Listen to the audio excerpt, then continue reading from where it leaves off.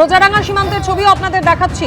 উত্তর 24 পরগনার ঘোজাডাঙ্গা সীমান্ত সহ বিভিন্ন সীমান্ত এলাকায় সনাতনী হিন্দু পরিষদ, ঐক্য পরিষদ তাদের তরফ থেকে বিক্ষোভ কর্মসূচি পালন করা হচ্ছে, যার জেরে উত্তেজনা ছড়িয়েছে পেট্রাপোল ঘোজাডাঙ্গা সীমান্ত, পাশাপাশি মালদার মনোহরপুরের মুচিয়া সীমান্তেও সনাতনীদের বিক্ষোভ।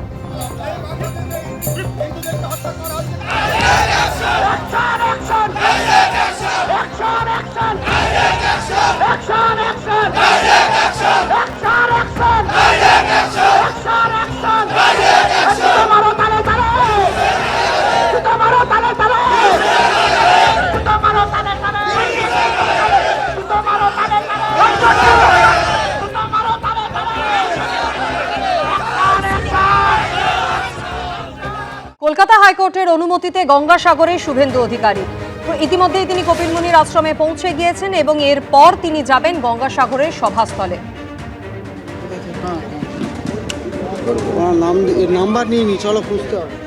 রাজ্যের প্রস্তাব অনুযায়ী সভায় অনুমতি দেয় আদালত। দুপুর 1টা থেকে বিকেল 5টা পর্যন্ত সভা করার অনুমতি দেওয়া হয়েছে আদালতের পক্ষ থেকে।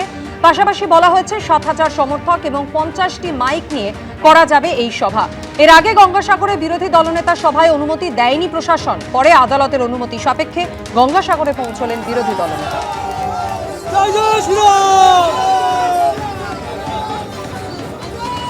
সমাবর্তন অনুষ্ঠানের মধ্যে যাদবপুর ক্যাম্পাসে উত্তেজনা। যাদবপুরে বিশ্ববিদ্যালয়ে বিক্ষোভে শামিল এআইডিএসও, ফেস্টুস ও ছাত্র সংসদ নির্বাচন সহ একাধিক দাবিতে বিক্ষোভ এসএফআই এর।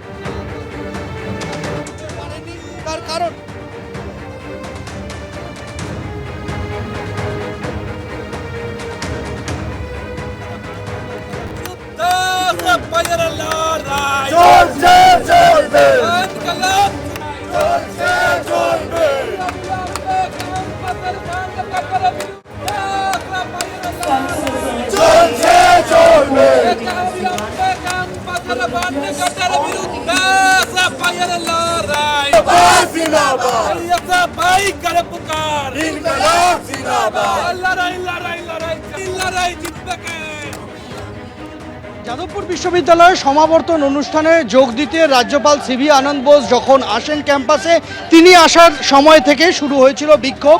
মূলত সে সময় এসএফআই যারা সমর্থকরা রয়েছেন তারা বিক্ষোভ দেখাতে থাকেন। এবার সমাবর্তন অনুষ্ঠান শেষে যখন রাজ্যপাল তিনি এখান থেকে বের হচ্ছেন, ঠিক সেই সময় এসএফআই এর পাশাপাশি এআইডিএসও, ফেটসু, বিভিন্ন যে ছাত্র সংগঠন রয়েছে যাদবপুর বিশ্ববিদ্যালয়ে, তারা বিক্ষোভ দেখাতে শুরু করেছেন। প্রথমত তো আমরা গাড়ি আটকাইনি, দ্বিতীয়ত হচ্ছে উনি যেহেতু এই রাজ্যের শিক্ষার হেড, তো আমরা তার কাছে আমাদের সুনির্দিষ্ট দাবি নিয়ে এসেছি।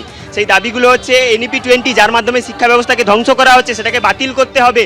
অবিলম্বে ক্যাম্পাস ডেমোক্রেসিকে রক্ষা করার জন্য অবিলম্বে ইউনিয়ন ইলেকশন চাই, এইটাই হচ্ছে আমাদের দাবি। আমরা চাই রাজ্যপাল আমাদের সঙ্গে কিছু আলোচনা করুক বিষয়গুলো নিয়ে, এবং যাদবপুরে এক্সিস্টিং অনেক প্রবলেম রয়েছে, যেরকম প্রফেসরের অনেক সিট ফাঁকা রয়েছে, অনেক টেম্পোরারি লেকচারার দিয়ে কাজ চালানো হচ্ছে এবং অনেক ফান্ড কাটস হচ্ছে। দেখতে পাচ্ছি যে এই মুহূর্তে এসএফআই, এআইডিএসও, তার পাশাপাশি ফেটসু, বিভিন্ন ছাত্র সংগঠন তারা এখানে বিক্ষোভ দেখাচ্ছেন। রাজ্যপাল সিভি আনন্দ বোস তিনি এখনো গাড়িতে ওঠেননি। এখানে যে পথে রাজ্যপাল বের হবেন সেখানে এই বিক্ষোভ লাগাতার চলছে বিভিন্ন ছাত্র সংগঠনের। আমরা দেখতে পাচ্ছি যে এই মুহূর্তে সিভি আনন্দ বোস তিনি গাড়িতে উঠেছেন এবং তিনি গাড়িতে ওঠার পর রাজ্যপালের যে গাড়ি তা ধীরে ধীরে বেরিয়ে আসছে। এই বিক্ষোভের মাঝখান দিয়েই কিন্তু রাজ্যপাল যাদবপুর বিশ্ববিদ্যালয়ের ক্যাম্পাস ছাড়ছেন এবং যখন রাজ্যপাল যাদবপুর বিশ্ববিদ্যালয়ের ক্যাম্পাস ছাড়ছেন তখন লাগাতার কিন্তু স্লোগান চলছে, লাগাতার বিক্ষোভ দেখানো হচ্ছে। রাজ্যপাল সিভি আনন্দ বোস সেই বিক্ষোভের মাঝেই যাদবপুর বিশ্ববিদ্যালয়ের ক্যাম্পাস ছাড়ছেন।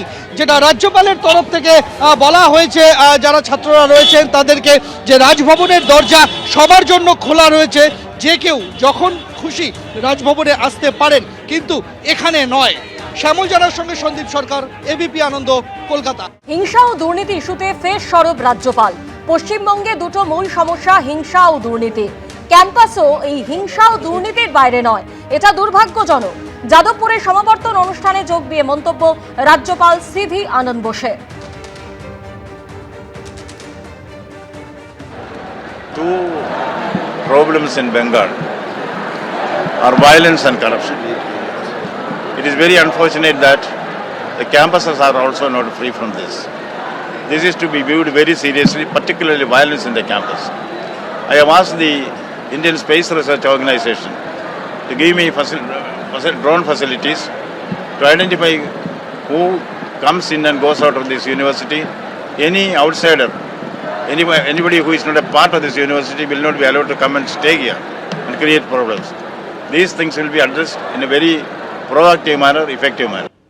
আপনারা শুনলেন রাজ্যপাল সিভি আনন্দ বোস যাদবপুরে সমাবর্তন অনুষ্ঠানে যোগ দিয়ে যে মন্তব্য করলেন যে পশ্চিমবঙ্গে দুটো মূল সমস্যা, হিংসা ও দুর্নীতি। ক্যাম্পাসও এই হিংসা ও দুর্নীতির বাইরে নয়, এটা দুর্ভাগ্যজনক।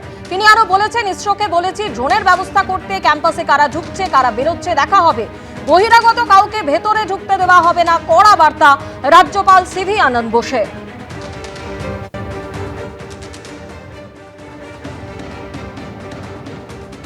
তৃণমূল কংগ্রেসের তরফে এই মুহূর্তে যোগাযোগ করতে পেরেছি দেবাংশু ভট্টাচার্য আমাদের সঙ্গে রয়েছেন। দেবাংশু, আপনি শুনলেন যাদবপুরের সমাবর্তন অনুষ্ঠানে যোগ দিয়ে যে মন্তব্য করেছেন রাজ্যপাল। দেখুন, প্রথম কথা হচ্ছে যাদবপুর নিয়ে আমাদেরও তো একটা স্ট্যান্ড পয়েন্ট এবং দাবি বহুদিন ধরেই রয়েছে।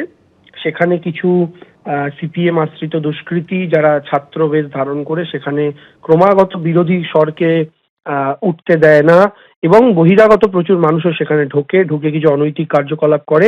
সিসিটিভি বসানোর দাবি নিয়ে তৃণমূল ছাত্র পরিষদের তরফ থেকে আমাদের দলীয় সংগঠন সেখানে আন্দোলনও করা হয়েছে ইতিমধ্যে, আমরা বহুবার দাবিও পেশ করেছি, এটা আলাদা ব্যাপার।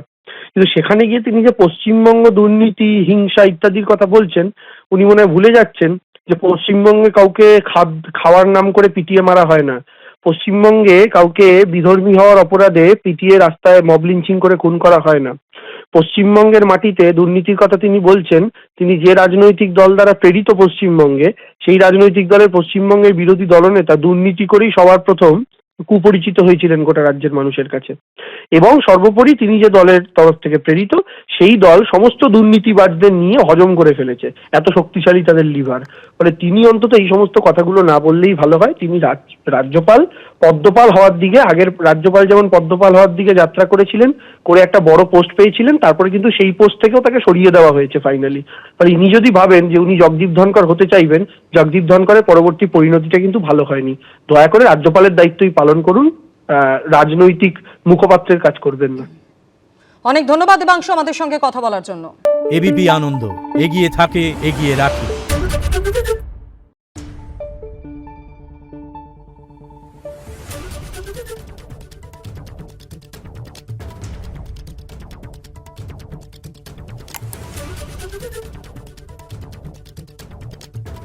Thank you.